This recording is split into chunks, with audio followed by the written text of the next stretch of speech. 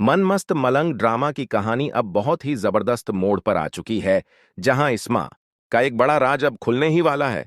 जब उसका अपना भाई सिकंदर उससे कहता है कि मैं कशफ से शादी करना चाहता हूं, तो इस्मा हैरानी से उसे देखती है और गुस्से में बोल पड़ती है कि यह कभी नहीं हो सकता। लेकिन सिकंदर बिल्कुल शांत रहते हुए कहता है कि कशफ एक अच्छी लड़की है, वो शरीफ खानदान से है और मोहल्ले में कभी भी उसके बारे में कोई गलत बात नहीं सुनी मैंने, और तुम भी ये बात अच्छे से जानती हो। तो फिर कशफ से इनकार क्यों?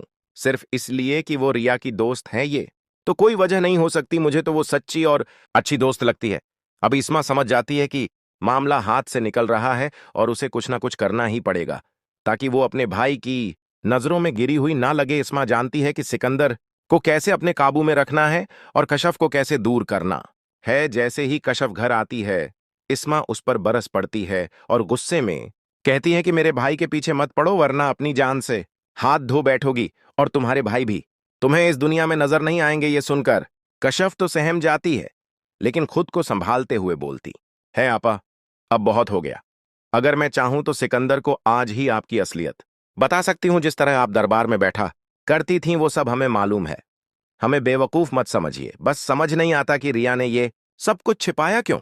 सिकंदर ये सब सुनकर हैरान रह जाता है। उसके लिए ये सब कुछ बिल्कुल नया और चौंकाने वाला होता है। अब उसके मन में सवाल उठते हैं, क्या वाकई इस्मा कुछ छिपा रही है? क्या कशफ जो कह रही है वो सच है? अब सिकंदर तय करता है कि उसे इस मामले की सच्चाई जरूर जाननी है। अब कहानी यहां से और भी ज्यादा दिलचस्प होने वाली है।